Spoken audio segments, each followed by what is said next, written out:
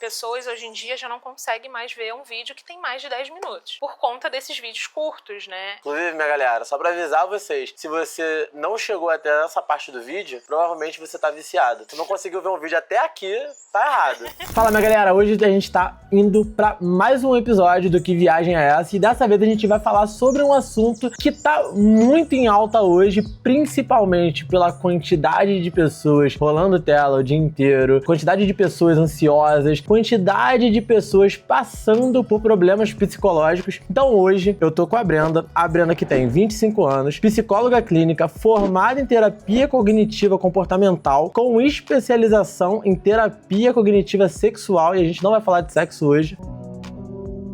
Sexo? Avaliação neuropsicológica. Brenda, vou começar por uma pergunta que muitas pessoas fazem, principalmente em relação à viagem. Quanto uma viagem pode ajudar a gente na questão psicológica? Quanto uma viagem pode fazer com que a gente melhore a nossa percepção em relação ao mundo? A viagem, em questão do termo psicológico, ela ajuda em muitas dimensões. Hoje a gente tem muitos estudos que a viagem ajuda na depressão, na ansiedade. Por quê? Porque ela faz com que o ser humano saia do seu próprio contexto. Então, quando ele sai do seu próprio contexto, algo que já é ansiogênico, né? O contexto do trabalho, o contexto de casa, de outras tarefas mais rotineiras, seja uma viagem para natureza, em outros lugares, ele consegue ter mais flexibilidade. E que é isso, né? A flexibilidade, ela é você estar em contato com uma nova cultura, as pessoas com comidas diferentes, então isso faz com que o ser humano comece a ter mais criatividade e, ao longo prazo, né, quando retorna dessas viagens, a pessoa fica até mais produtiva no próprio trabalho. Então viajar é um ato de descanso também mental. E nas viagens, principalmente, né, as pessoas não ficam tão conectadas. Elas normalmente largam um pouco o celular, hoje em dia um pouco menos, elas largam um pouco o celular justamente para estar presente naquilo que elas estão vivendo. Entendi, legal. Deixa eu te fazer uma pergunta. Por que hoje tá acontecendo de tantas pessoas viverem mais um mundo digital do que o mundo real? O que você acha? Porque as pessoas estão cansadas do seu próprio contexto. Por exemplo, eu trabalho home office. Para mim, tá ali no telefone, no computador, é muito mais fácil. Então, entre um paciente e outro, o que é mais fácil? É eu parar, desenhar, fazer alguma coisa, fazer, sei lá, uma sessão de mindfulness ou simplesmente pegar o telefone e ficar rolando. É exatamente esse ato de rolagem fácil, sabe? Eu vejo muitas pessoas hoje utilizando o telefone mais como uma fuga da própria realidade. E aí, ao invés de procurar algo tipo uma natureza, uma viagem, elas preferem ficar dentro de casa, scrollando o feed ou então vendo a vida do outro do que vivendo a própria vida. E aí entra essa comparação, né? As pessoas entram num mood de que elas não conseguem ter acesso àquela vida. E, na verdade, consegue. É só sair daquele contexto que tá. A gente chama um pouco de paralisia, né? É uma paralisia que a pessoa fica no seu próprio mundo, visando ali e querendo aquela vida do outro, mas sem necessariamente ter o desgaste de buscar por isso. Ela só vê. Ela não quer procurar fazer um roteiro de uma viagem, porque dá trabalho, né? E dentro disso, ela também não percebe que aquilo ali é só um recorte da vida do outro, que é, por exemplo, tô vendo o cara viajar, tô vendo o cara fazer isso, e eu tô aqui dentro de casa e não consigo fazer nada do que aquela outra pessoa faz. O quanto isso afeta a nossa realidade de fato? Porque assim, por exemplo, aqui dentro da Road, aqui a gente tem diversos destinos diferentes, desde trilha de R$50 até uma viagem de R$10.000. E às vezes as pessoas, não tem dinheiro. Às vezes a pessoa pode fazer a trilha ali, tipo, sozinha mesmo. Por que hoje as pessoas ficam tão travadas na hora de ir pra ação, de fazer de fato? O que tu acha que acontece? Eu acredito que essa questão, quando as pessoas estão em contato com a vida do outro, cria-se uma película, né? A rede social é uma grande película, você mostra aquilo que você quer mostrar. Então, ficar preso nessa realidade, nessa expectativa na vida do outro, faz com que você se paralise. Não vou conseguir alcançar, não vou conseguir o que fulano consegue, por que ele consegue e eu não? Então, bate uma frustração, porque muitas pessoas postam conquistas ou então só aquilo que querem de fato mostrar e não passa ali aquela rotina do dia a dia, que todo mundo tem certos problemas. Então a pessoa paralisa nesse contexto de achar que não consegue viver aquela vida do outro. Qual o primeiro passo que a pessoa precisa dar pra ela conseguir sair ali da vida de, cara, eu tô só olhando o celular pra viver o mundo real de fato, pra ir num destino real? O que você indicaria pra essa pessoa que tá com essa trava nesse momento? Olha, o que eu indicaria é, de fato, entender que esse mundo das redes sociais é, de fato, uma película. Nem tudo que se mostra é real. E buscar, né, possibilidades de conseguir concretizar isso. Por exemplo, exemplo, eu tenho muita dificuldade de criar um roteiro e simplesmente ir. Por isso que eu compro viagem com vocês. Porque pra mim já tá tudo ali, eu só vou. É muito mais fácil. Normalmente eu viajo sozinha. Então, pra viajar com outras pessoas é mais tranquilo. Inclusive, Matheus, por favor, Matheus, bota na edição do vídeo a Brenda caindo no barco, por favor. Opa! Caiu! Corre! Caralho! Fala, rapaz!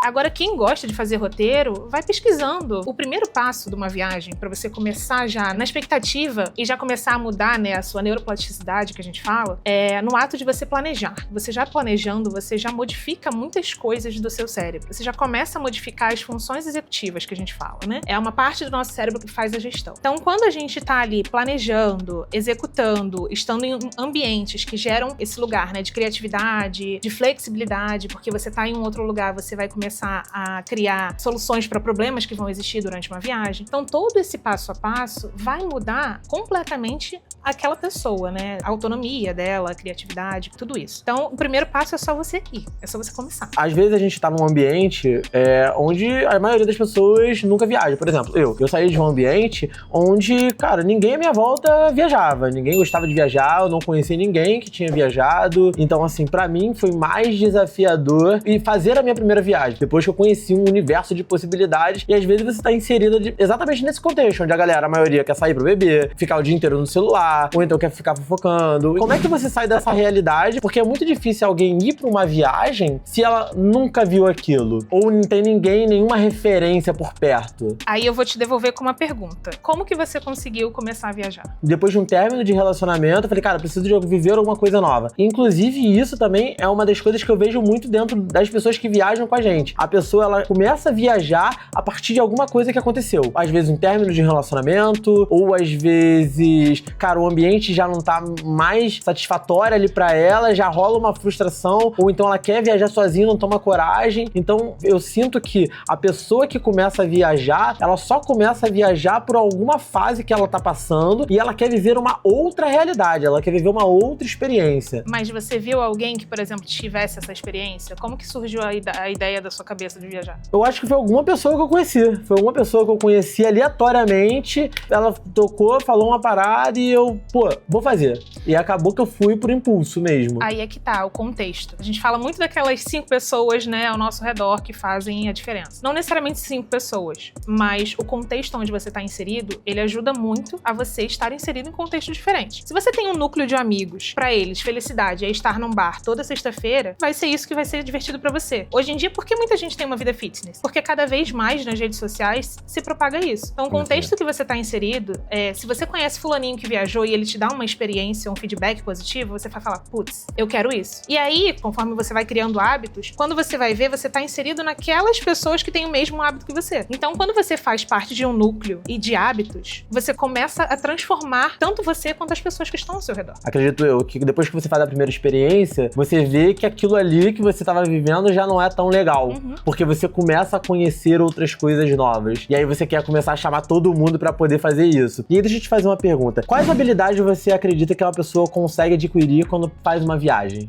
Então, principalmente as habilidades sociais, né? Se você vai sozinha, você precisa se virar. Então, você tem que criar roteiro, você tem que criar rotas. Então, você vai começar a memorizar um novo mapa, né, na sua cabeça. Então, isso ajuda muito na memória. Como eu já falei, né? Ajuda muito na criatividade, de você estar ali solucionando problemas, né? Durante a viagem. E a própria comunicação, né? Dependendo de onde a pessoa for viajar, a própria língua, a cultura. Então, as habilidades sociais, ela é muito aguçada. Quem sofre emocionalmente tende a ter mais dificuldade de fazer amizades e manter conexões? E como uma viagem ela pode ajudar essas pessoas? Se for uma viagem em grupo, eu acredito que o grupo, ele condiciona a pessoa a estar ali desenvolvendo as habilidades. Então, se a pessoa é mais tímida, ela tá num grupo, acaba que uma pessoa que é mais extrovertida vai ali, puxa, conversa, e aí vai desinibindo mais a pessoa. Então, isso eu acredito que ajuda muito nas habilidades sociais. Agora, uma pessoa que sofre, por exemplo, de depressão, vai ter mais dificuldade de dar dar esse primeiro passo que a gente estava falando no início. Então, talvez precise de um amigo ou alguém. Então, o importante é sempre uma rede de apoio, independente dessa pessoa e qual o sofrimento que ela esteja. Saiu até um estudo de médicos estarem